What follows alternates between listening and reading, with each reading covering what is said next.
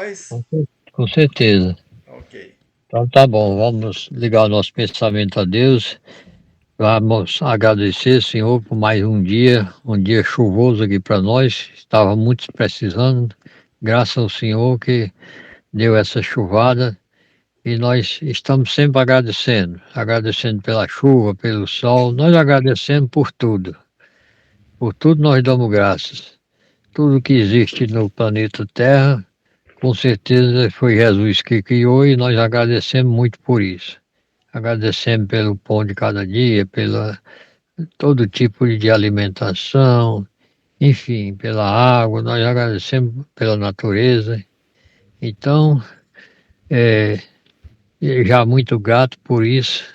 Lembramos que os irmãos desencarnados que tiver a mesma intenção nossa de seguir a nossa reunião, nós dissemos para eles que é um grande prazer estar com nós aqui, ajudando nós, tanto os bons espíritos como aqueles que vêm para receber. E com fé recebe, com certeza, porque Deus está para aquele que acredita. Então, os irmãos desencarnados, porque aqui encarnados somos poucos, mas aqueles que estiver com boa fé será curado, será beneficiado de qualquer maneira. Então, pode não ser a vez beneficiado, mas muito, mas pelo menos só em ouvir a palavra de Deus assim, dos bons espíritos, já é um grande conforto. Então, vamos acreditar na fé e naquilo que nós vamos receber. E também aqueles que puder doar também o conhecimento será bem-vindo. Que a paz de Deus esteja com todos. E o irmão vai ler uma parte do Evangelho para nós comentar com muita graça e com muita luz. Que assim seja. Que assim seja, graças a Deus. Então, nós estamos estudando esse livro, o Homem Integral, né? Estamos nessa parte quinta, que é o Homem em Busca do Êxito, capítulo 18. Os comportamentos neuróticos. Na semana passada, nós ainda estávamos fazendo o capítulo 17, que é o conceito de saúde, e a Joana de Ângeles, ela segue também a mesma linha da Organização Mundial da Saúde, né, que diz que bem-estar psicológico, equilíbrio orgânico e satisfação econômica são os três itens que ela considera como para conquistar a saúde integral. Então, às vezes a gente acha que saúde é só estar bem fisicamente, mas segundo a própria OMS e a gente, nós, né, junto com a Joana de Ângelo, né, no conhecimento espírita, nós entendemos também que a parte psicológica, o equilíbrio das emoções, né, todo faz parte dessa conquista para a própria saúde, a saúde integral. E lembramos também, né, que nós seres humanos, como nós temos uma ligação muito forte, estamos encarnados e talvez por conta disso, com a matéria, né, e nós temos muitos interesses materiais, a gente às vezes ignora essa parte das emoções, né? Teima em não se querer se conhecer. Então ela diz: o homem teima em ignorar-se. Parece que chegou Boa mais noite, alguém? Chegou a Francisca. Boa noite, Francisca. boa noite, Seja boa noite, bem-vinda. Estamos começando. irmão. Começa agora. Isso, estamos lembrando da semana passada, do que nós estamos semana passada. Então o homem ele teima em se ignorar, em desconhecer muitas vezes essa parte das emoções, né? De trabalhar isso, né? De considerar isso que são enfermidades. E às vezes a gente assume atitudes que são contraditórias, né? Então a gente não se conhece. Então a busca por si mesmo é a busca por esse conhecimento.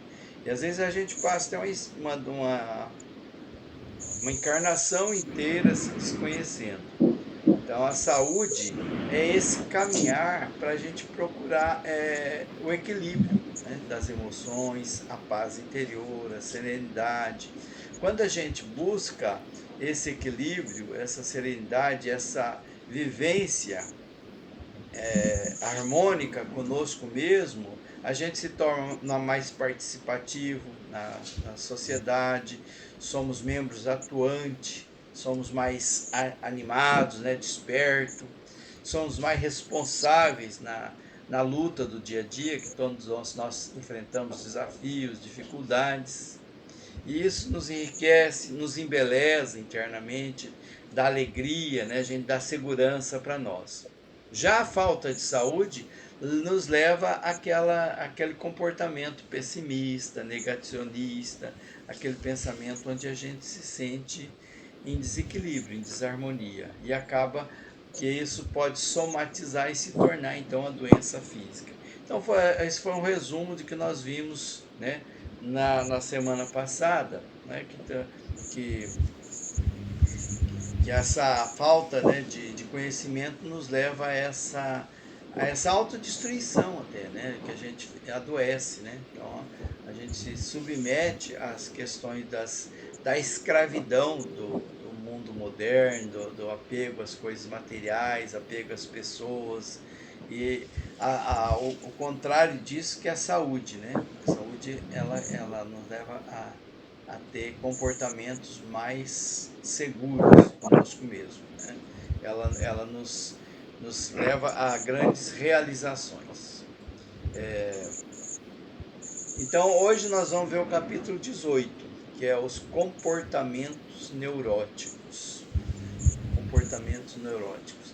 A gente costuma ler, cada um lê um pedaço, né, e depois faz comentário. Geralmente o seu Maurício e eu fazemos a leitura, porque o Barçanufo está com o celular, né, com a telinha, tem dificuldade para ler, a Francisca também, na tela do celular é muito pequenininho para ler. Então a gente que às vezes acaba lendo, né, e comentando, e daí todos podem comentar, quem quiser comentar e complementar, está às ordens. Hoje o seu Maurício não está presente, então eu vou fazer a leitura eu mesmo. Então, o primeiro slide, primeiro quadro, ele diz o seguinte: produtos do inconsciente profundo a se manifestarem como comportamentos neuróticos, os fatores psicogênicos têm suas raízes na conduta do próprio paciente em reencarnações passadas, nas quais se desarmonizou interiormente.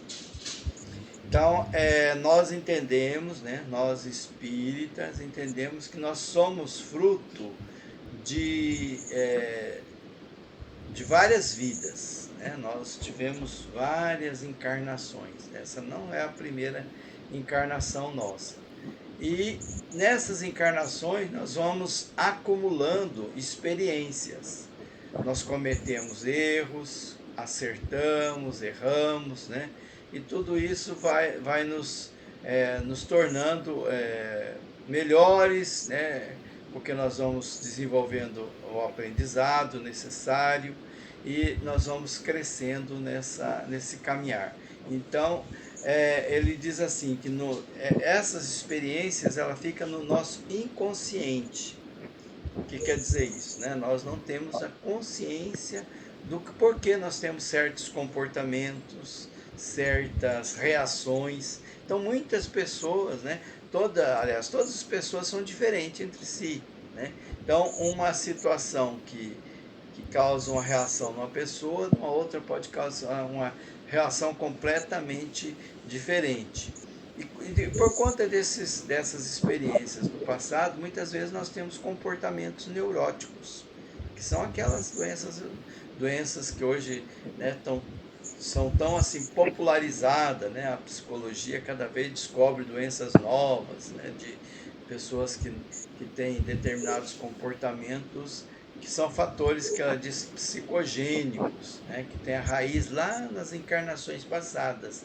Então, a determinada situação, determinado comentário, por exemplo, pode desencadear numa pessoa uma reação, às vezes extremamente negativa, numa outra pode ser indiferente, né? Pode até provocar uma reação boa. Então, por conta disso, são coisas que nós guardamos do passado. Né? Por exemplo, os medos. Né? Às vezes se conhece pessoas que têm medo de altura, outros têm medo de determinados insetos, de sapo, né? Outros têm medo de ficar sozinho, tem medo de escuro, tem medo de ficar em locais fechados. Tudo isso pode ser herança de situações que nós vivenciamos no passado. Eu conheci, por exemplo, uma pessoa que ela é espírita, ela é médium, né? Então ela teve até uma revelação assim, né, de uma encarnação passada, onde ela ficou presa no local onde tinha muito sapo. E ela tinha horror a sapo. ela não podia ir para o meio do mato, estava sempre se cuidando se não tinha sapo, né? Ela tinha horror a isso. Então, isso aí pode ser herança de um momento das experiências. Nós já tivemos muitas vivências, muitas vidas, onde nós passamos por determinadas situações e isso ficou marcado. E é claro que nós buscamos resolver isso, né? Isso estou falando um exemplo de um medo, né? Mas tem outras situações, né, que nós trazemos também conosco, que nós precisamos trabalhar isso aí para poder, né, se curar. Né? É a busca da cura. Mais à frente ela diz assim, se vocês quiserem comentar alguma coisa, tá? Pode comentar. Francisca, Dona Ilsa, a Barçanufo, tá? Só pode interromper e comentar. Você tem alguma dúvida, né? Você tem alguma complementação também?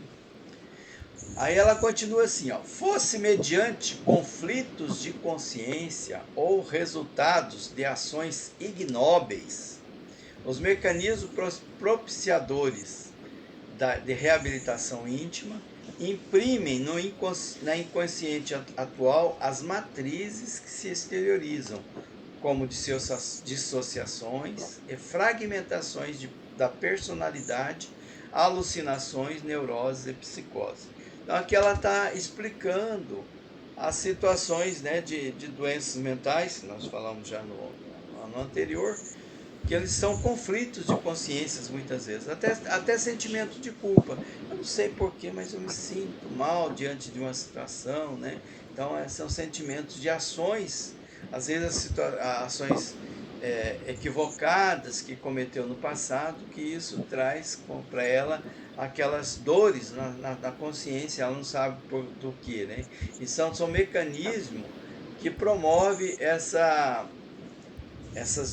dissociações não tem pessoas que entram em surto, né, em determinadas situações, determinadas notícias, outros entram em alucinação, né, neuroses, psicose. Então tudo isso pode ser resultado de uma vivência que ela teve numa vida passada, numa experiência passada, onde ela pode ter cometido algum equívoco, né, sendo mal mesmo, né? Nós sabemos que hoje nós estamos um pouquinho melhor do que ontem, né? Nós estamos avançando nessa situação de vencer alguns vícios morais que nós trazemos no passado, como egoísmo, orgulho, inveja, ciúme.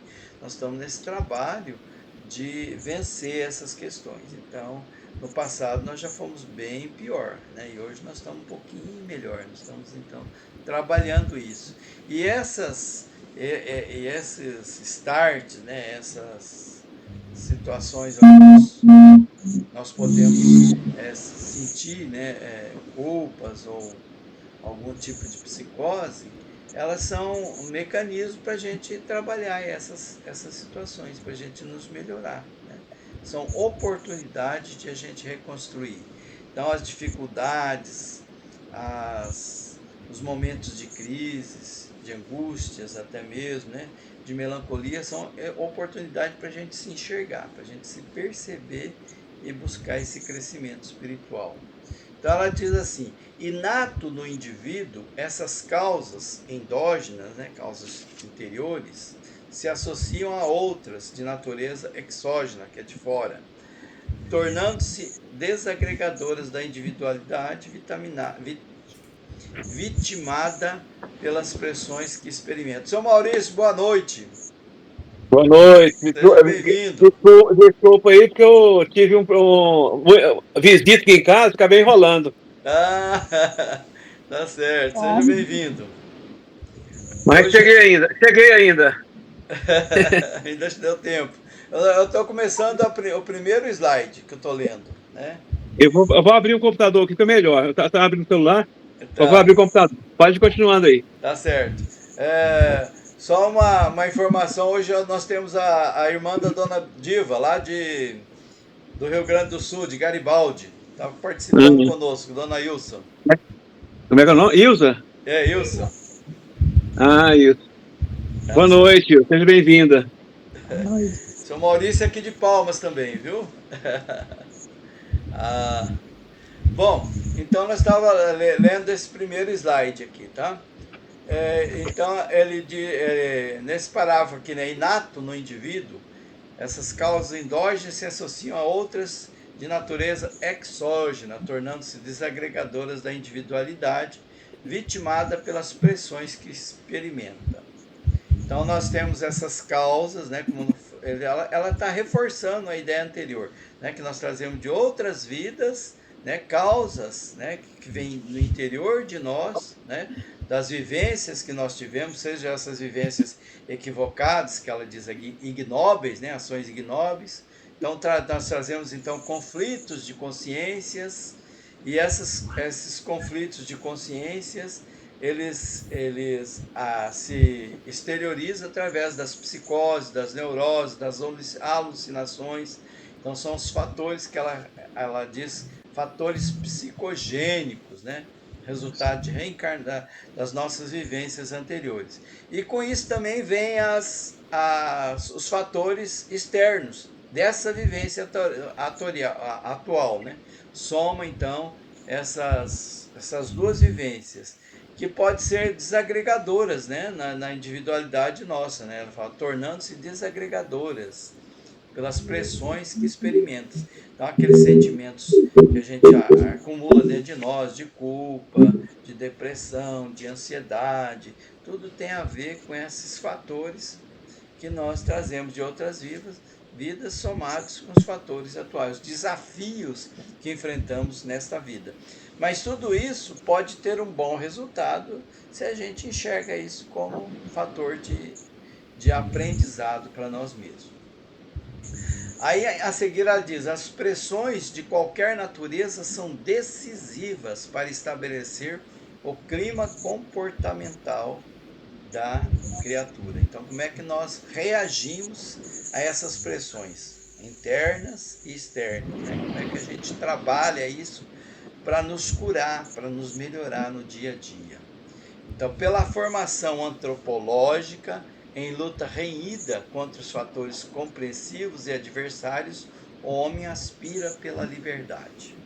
Então, tudo isso, né, nos leva ao desejo de ser feliz. O que é a liberdade? Né? A aspiração à liberdade, o desejo de ser feliz. Então, todas essas dificuldades, elas podem ser fatores motivadores para que nós busquemos essa cura. É isso. Comentários mais?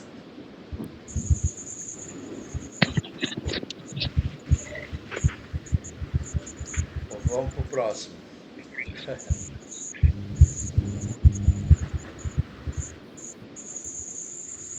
Ninguém? Então vamos para o próximo. Pode fazer. Para frente então, né? Voltei aqui. Esse senhor faz, seu Maurício? Pode ser. Ok. Todos os esforços convergem para uma atitude, uma atuação, um movimento, livres de empeços, de detenções, de aprisionamento. Então, os esforços que a gente tem, né, para poder nos livrar dessas amarras, converge para uma atitude, né? Então, a atitude são ação, né? Uma ação, ou seja, um movimento, aquilo que a gente começa a trabalhar em nós para fazer. Que às vezes tem a questão a gente às vezes quer que aconteça, mas falta em nós esse movimento, que é movimentar as nossas emoções para o trabalho, né? Para corrigir esses problemas que há em nós. As pressões que limitam os espaços emocionais e físicos aturdem, dando margem a evasões, agressividade, disfarces e violências, através dos quais tenta escamotear o seu estado real. Nós temos as pressões, tanto pressões sociais, né, como as pressões internas mesmo, que aí fala que essas pressões procuram, aí limitam os espaços emocionais, né, e também os espaços físicos que estão em nós. Aí isso pode dar margem para, olha que interessante, margem para evasões seria fugas, né, a gente fugir daquele compromisso, mas dá margem também para a gente ser agressivo, dá margem para disfarçar as nossas ações e também para as violências. E ainda tenta escamotear, ou seja, esconder, né, o estado real. Fala que isto, quando não tomba na depressão, no pessimismo, porque isso pode acontecer muitas das vezes antes disso, de acontecer isso, a pessoa pode tombar na depressão e no pessimismo, que é fator aí de doença, né?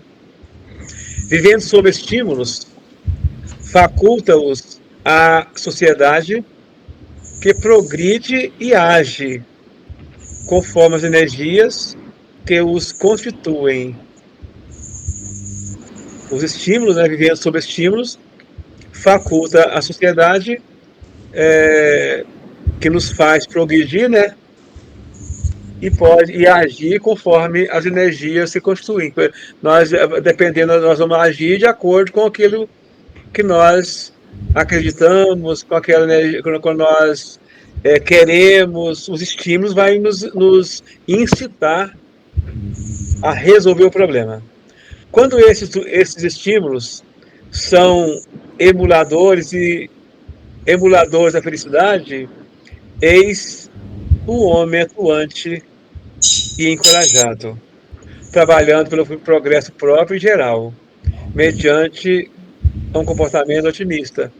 Então, quando os estímulos são emuladores, ou seja, aquilo que estimula, né, a felicidade, aí vem o homem atuante. Então, estímulos que levam à felicidade, que leva ao encorajamento, né, faz com que a gente busque o progresso próprio, né, e também o progresso da sociedade. Porque muitas vezes a gente pensa no nosso progresso, e o progresso da sociedade? Aí, mediante o comportamento otimista, que quando nós acreditamos, né, pensando assim, eu consigo, com a ajuda, claro, de Deus, mas eu vou conseguir, então a gente tem muito a fazer. É isso. Então, ela lembra aqui, né, do nosso caminhar nessa questão desses estímulos que nós recebemos no dia a dia. Quem nunca viveu situações onde às vezes nos sentimos provocados e reagimos assim de uma forma assim intempestiva, agressiva, como diz aqui, né? Agimos de forma assim grosseira e depois passa um momento e a gente fala, por que eu agi daquela maneira, né? Como é que eu pude fazer isso? Por que eu não tive mais paciência, mais tolerante? Por que eu não olhei nos olhos, não ouvi a pessoa? Por que eu reagi? Então, essas emoções, né, que às vezes vêm, esses impulsos que nós nos deixamos levar, são demonstrações dessas questões, né, de pressões que a gente se deixa levar. A gente, às vezes, não conseguimos, né, nos controlar os nossos impulsos. Então, o que ela leva aqui a dizer assim, né, que esses estímulos, nós que conduzimos ele para um lado ou para o outro. Né, que a gente que pode ter o controle da situação, né, vivendo de se deixar levar pelos estímulos, que nós sabemos que tem origem nesta e em outras vidas, ou podemos direcionar elas para esse a última frase que ela colocou aqui, né? Que para nos consertar, né? Nos curar, que são emuladores à felicidade. Então a gente pode trabalhar pelo progresso interior, que esse é o caminho, né? Por isso que nós viemos aqui, para ter essa visão mais otimista da vida e conseguir principalmente vencer a nós mesmos. É esse o convite que Joana de Anjos nos faz. Algum comentário mais ou vamos para frente? Ninguém? O próximo, Por então. mim, pode continuar. Por mim, pode continuar para a próxima. No sentido oposto, quase nunca se motiva a reação para ascender aos sentimentos ideais que promovem a vida, libertando-se das constrições naturalmente transitórias. Então, está dizendo aqui, né, o que a gente pode não se motivar a cultivar bons sentimentos, né? Então, a motivação é interior, é uma coisa nossa. Eu, né, que torno aquela situação uma situação boa ou ruim. Né? Minha forma de reagir e a reação minha é que vai tornar aquela situação boa ou não. Equivocado quanto aos referenciais da existência, deixa-se imbuir pelas sensações da posse, do prazer fugidio, caindo em depressões, seja pela constituição psicológica fragmentária ou porque estabelece como condição de triunfo a aquisição das coisas que se podem amealhar e perdem o valor, quando se não possui o essencial, que é a capacidade de administrá-las, não se lhe submetendo ao julgo enganoso. Está dizendo aqui que o apego, né? A questão da matéria, né? Valorizar muito a questão material, a sensação de posse, esses prazeres, né? Que as matéria oferece, mas que é passageiro, por isso ele diz fugidio. Isso nos leva a perceber que isso não é importante, né? Podemos cair então nessa situação de enfermidade, né? Que leva à depressão, né? Às condições que já foi citado anteriormente. E tudo isso que a gente às vezes dá valor, dá importância, mostra que elas não têm importância, né? São valores transitórios.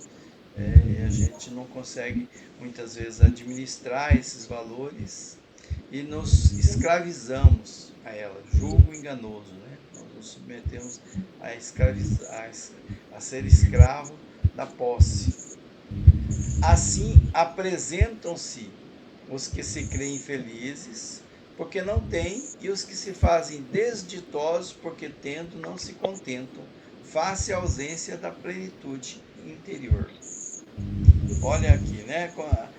Nenhum deles, né, fica feliz, nem aquele que não tem, né, porque fica lamentando porque não tem a posse, né, ou tem pouco, ou aquele que tem e nunca está satisfeito com o que tem, porque sempre quer mais, né? A ganância, né, a matéria, o apego às coisas materiais leva a esse comportamento infeliz. Por mais que a pessoa está lá muitas vezes mostrando prazeres e tudo mais, mas muitas vezes no interior dele é ao vazio, né? Porque aquilo ali não preenche, ela está sempre em busca de mais. Não tem a plenitude interior, não se contentam. O mito da ambição do rei Midas, que tudo quanto tocava se convertia em ouro, causa da sua felicidade e desgraça.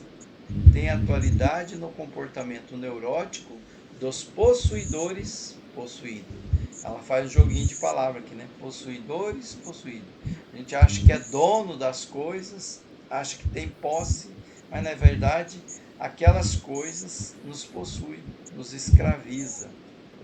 E aí ela lembra do mito do rei Midas, né? Aquela pessoa tudo que ele tocava se tornava ouro, né? Tudo tocava tornava ouro, até que ele tocava nas coisas que ele tinha valor, né? Emocional, família, filhos, tornava ouro também, né? Então ele perdia aquela questão, né, da vivência, né, com os amores, né, por conta da ambição, né, de querer mais e mais riquezas. Tem até umas animações na internet, né, do Rei Midas, que é interessante para a gente analisar. É isso. Gratidão. Eu só fiquei analisando aqui, pensando o quanto seria triste você pegar um dom que tudo você pegasse virasse ouro, né? Imagina, você não ia ter condição nem de alimentar, né? Que você ia pegar o prato com a comida, aí virava ouro. Você ia comer, você ia tomar água, a água virava ouro, então seria complicado, né? Não, o mito é esse mesmo. Ele se torna isso, né? Tudo que ele. Aí ele pega uma coisa que ele mais gostava, que é o filho, né? A criança, ele toca e vira ouro, vira uma estátua de ouro. Aí ele percebe o quanto que ele está perdendo por conta disso.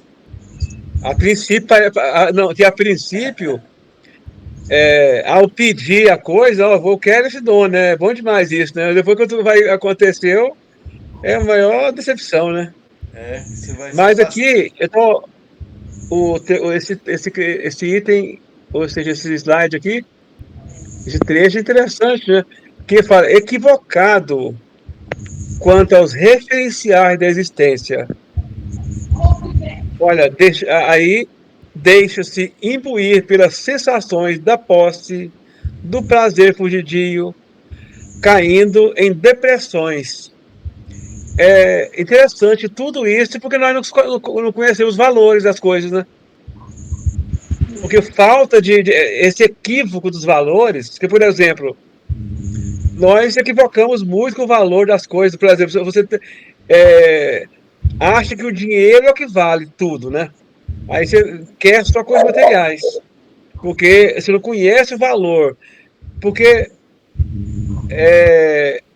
o equívoco é esse exagero. Porque as coisas materiais são valorosas? São. Mas nós não podemos dar mais valor a elas do que elas têm, né? Então, as coisas materiais nós precisamos, mas temos que saber dar valor, o devido valor àquilo. E a gente acaba dando o valor assim, exagerado. Aí nos prendemos às coisas que ligado à posse. Aí vem os problemas, né? Aí vem as dificuldades. Porque aí a gente procura só adquirir coisas materiais, esquecemos das coisas materiais. Então esse equívoco é um problema. E aí fala no penúltimo, fala que olha, assim apresentam-se os que creem infelizes porque não têm. Então, uns creem infelizes porque não têm. Então, acho que é o pior dos infelizes que eu não tenho nada de coisas materiais. E os que ditosos, né? E aí depois os que têm se fazem desditosos porque tendo, não se contentam. Então, quem não tem sofre porque não tem. Quem tem não consegue satisfazer com o que tem e sofre muito interiormente. Aí depois faz fecha com o mito da ambição do rei Midas, né? Que tudo que tocava virava ouro. Aí fala causa sua felicidade e desgraça.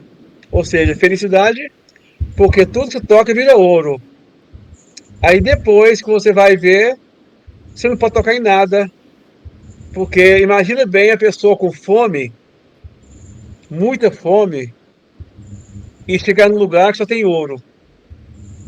Qual o valor que ele vai dar para aquele ouro? Naquele momento ali, o ouro deixa de ter valor.